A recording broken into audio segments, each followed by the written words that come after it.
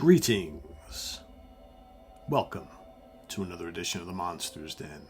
I'm your host, Pete Pardo. Today we're going to bring you a trilogy of supernatural terror. Triple feature from three different eras, three different decades. All really good films that deal with the supernatural. Whether it might be supernatural beings we can see, supernatural beings we can't see, or the supernatural that has evaded a dwelling, so to speak. The haunted house classics, right? Three different films. Going to start off in 1976 with, believe it or not, a film I only just saw for the first time recently. Loved it. Burnt Offerings. Directed by Dan Curtis, who, pretty notable guy, director and creator of the Dark Shadows TV series. Also created Trilogy of Terror. Very cool made-for-TV film. Three stories in one, including the very, very famous one starring Karen Black and that crazy little doll that comes to life, right? Well, Karen's back in Burnt Offerings. Okay, very cool story here. So basically this stars Karen Black and Oliver Reed, play a married couple. They have a young son. Okay, and also Oliver Reed's aunt, played by Bette Davis. All right, they actually go and they need a house rental for a summer. Okay, they're looking to just kind of go get away for the summer, spend a few months somewhere, and they happen to stumble upon this gigantic, like kind of old decrepit sort of mansion that is actually looking for tenants for a couple of months. And they go check it out, and they meet up with an elderly couple. Actually turns out to be a sister and a brother. Burgess Meredith happens to play the older brother there. And it turns out that the sibling team there said, we're actually going away for a couple of months. We could use someone to come stay at the house. Made them an offer they couldn't refuse. $900.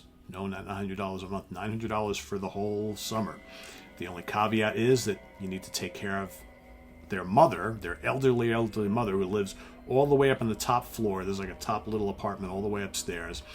She doesn't like to be bothered. She doesn't like to come out. She's pretty self-sufficient. You just got to leave her meals twice a day for her outside her door. And she'll be fine. You don't need to tend to her or anything else. But just make sure you take care of the grounds in the house, and it's yours for that price. And we'll see you at the end of the summer. So basically they're like, okay, so the husband, the wife, their 12-year-old son, and their 60-some-odd-year-old aunt, who's played by Bette Davis, go move in for the summer. Little by little, all sorts of strange things start happening. Of course, you've got Karen Black is taking it upon herself to go be the kind of caretaker for the old lady living upstairs. You never actually see her in the film, okay, or throughout the film, but she's going up, she's leaving her food. She notices the food's never being eaten. Very strange. All of a sudden, Oliver Reed's character starts to do some weird things. There's a scary scene in the pool with him and his son. All right, there's these dreams or flashbacks that he keeps having back at his mother's funeral with this really, really, really creepy limousine driver. Okay, you've seen him before. He's played various other creepy characters. The actor who plays him, he pops up periodically during the film. Then all of a sudden you start noticing strange things happening to Bette Davis's character. Strange things start happening to Karen Black's character. It's like the only character that strange things aren't happening to is the son, but he's actually being affected by everything that's going on around. And it's for the first like maybe hour or so, kind of like a slow build, but man, the whole last hour is just absolutely riveting. The final half hour is just tremendous, absolutely tremendous. And not a film that's no gore, okay, but just subtle scares and a overall feeling of menace throughout most of the film. Really, really well done. I enjoyed the hell out of this. Easily one of the better haunted house, kind of supernatural things going on in a house type of film, and from like the 70s. Again, this predates Amityville Horror and a lot of other The Shining predates all those films, but you get that kind of similar feeling here. So I absolutely highly recommend this. And this is the Kino Lorber Blu-ray. Okay, high definition transfer, great print. This all sorts of supplemental materials, including interviews and all sorts of stuff like that. And just really, really well done film, well done presentation here on Blu-ray. The acting is superb. Oliver Reed is excellent in this film.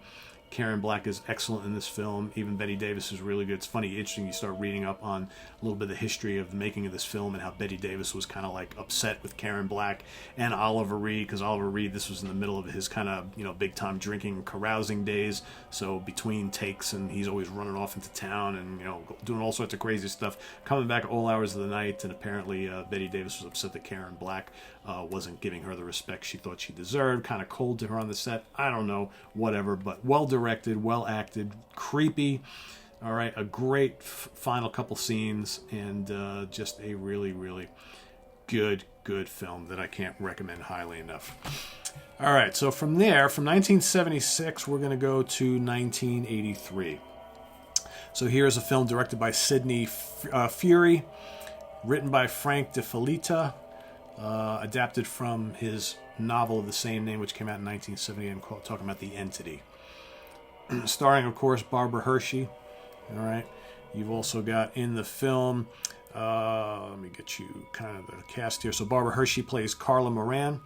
All right. You got Ron Silver as Dr. Phil Sneederman. You got David Labiosa as Billy Moran, her son. You got various other folks in the film. You know, some you might recognize here and there, but another really, really well done, interesting film. Another slow build film. Some of the ones we're going to talk about here today aren't necessarily these big gore fests with all sorts of special effects and things like that. More of the subtle range. So The Entity. So here you have introduced, this character Carla Moran, who has gone through some tragedy in her life.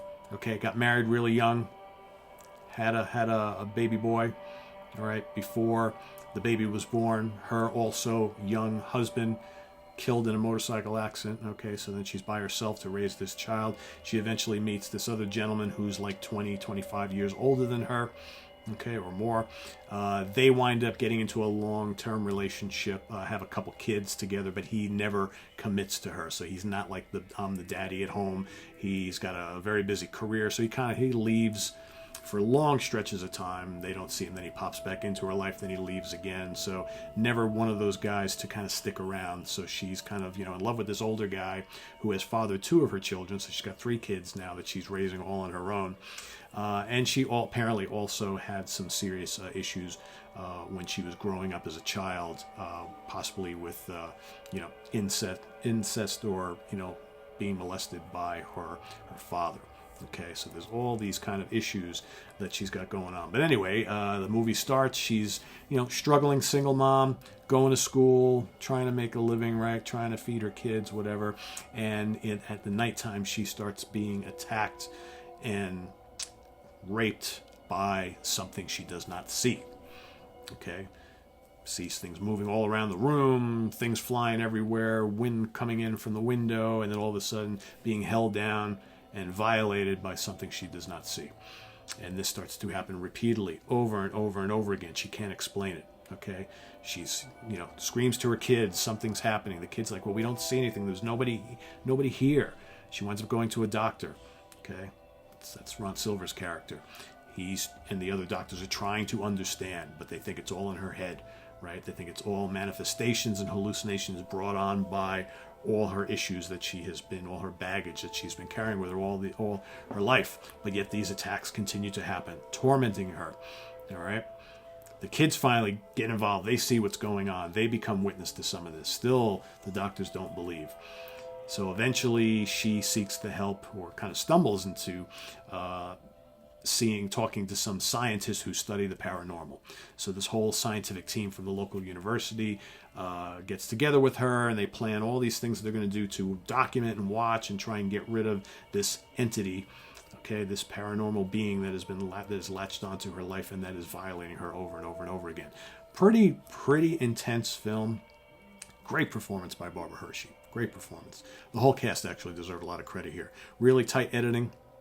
Okay, some creepy scenes. Again, this is no gore here, no big, crazy special effects, but still very, very well done. The last hour is absolutely riveting. Okay, and the scenes where she's actually getting attacked by this invisible entity they're pretty unsettling, especially you got the one scene where, and interesting, I believe that I think Stan Winston, if I'm not mistaken, actually did the special effects here. But there's a scene, it's a pretty infamous scene from this movie, where she's lying naked on a bed, and you can see the entity's hands moving all over her breast, and she's just screaming. You can tell, obviously, it was a fake body, and her head is just coming up through the bed, but still really, really well done, and you can see all the pressure being put on her body parts, everything like that, of this unseen entity. Pretty creepy. Really creepy. So another really, really good film. This is a Scream Factory HD Blu-ray release. Expertly done. Really crisp visuals, great sound.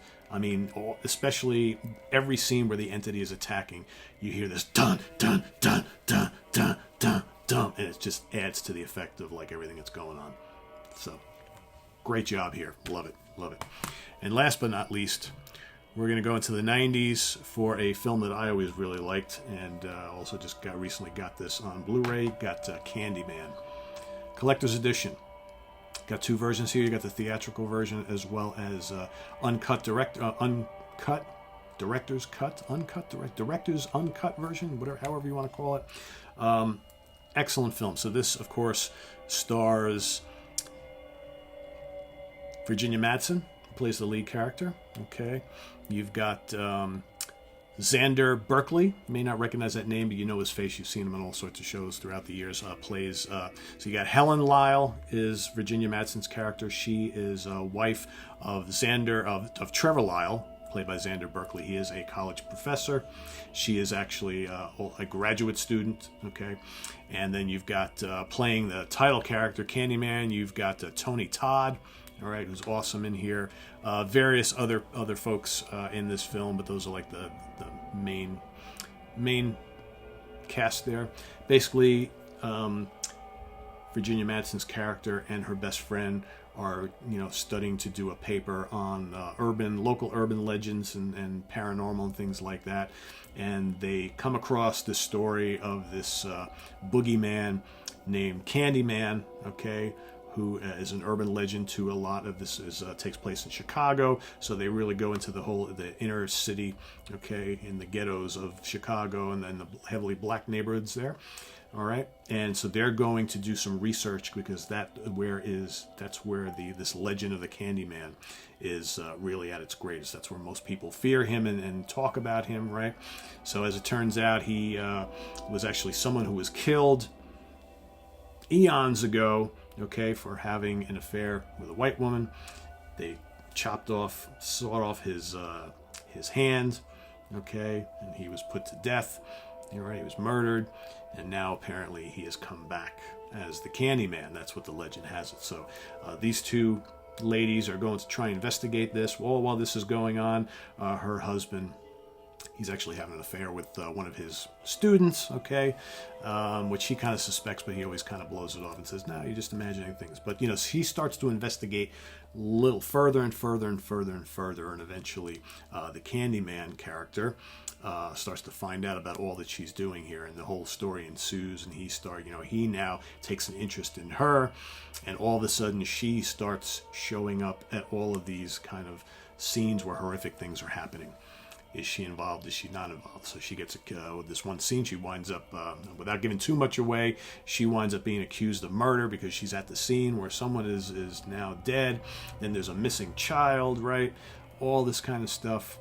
And the scenes where Candyman appears on screen. He's not on screen a ton, okay, but he is when he is. He's got that really deep voice, which is awesome. He's got the bloody hook on the end of his arm there. Because if you watch the director's cut, there's actually it's one specific scene that I remember that was notable, which was not in the theatrical cut. There's a scene where he just kills this doctor at a facility where Virginia Madsen's character is at. Okay, and I don't remember that from the original theatrical cut, and that's pretty bloody. All right, there are scenes of blood. Okay, there's some gore, but you don't actually see things happening. But it's pretty unsettling, and it's got a really good finale. Virginia Madsen is awesome in this film. Not only is she very attractive to look at, and you get a couple little nude scenes with her as well, but she just does a great job, and you feel her kind of anguish and frustration and fear at all this stuff that's going on that she can't explain, right? Everything seems to be pointing to her, but yet, she is being manipulated by this Candyman creature, boogeyman, whatever. It's all really well done. Again, based on a short story from Clive Barker, The Master of Terror. Okay, you can definitely, he's got his hands all over this, you can kind of tell. But really, really good stuff. Tony Todd plays the great title character. Virginia Madsen is awesome as well. It's got, like I said, got a really good climax. Definitely a great, eerie classic from the early 90s. And another supernatural gem here for you today. So if you haven't seen any of these films, please check them out. Candyman, The Entity, and Burnt Offerings. I highly enjoy all three of these. These are all excellent. Curious to see what you guys think in the comments below, what you think of these films. All right, maybe you got a couple others you want to recommend to your fellow viewers or myself as well. So stay tuned. We've got more Monsters Den coming up on Tuesday. We're going to do a show being joined by Rich Catino and Chris Allo. We're going to do a show all about some classic stop-motion photography films, okay? Stop-motion photography, so in other words, creating special effects instead of using computer-generated CGI stuff. We're going back a ways where you would create like little models and you would like one little frame at a time, shoot, move, shoot, move, shoot, move, to create actual motion. And all the films we're going to be talking about will involve creatures, either giant creatures or smaller creatures, but creatures in general. So stay tuned for that. You don't want to miss it. Each of us will be talking about 3 favorites that we have in that particular style of filmmaking. So check it out. Visit us on the web at www.seaoftranquility.org. We're on Facebook, we're on Twitter, of course, we're here on YouTube all the damn time. Stay tuned for more Monsters Den in addition to that particular episode. I am Pete Pardo. Good night.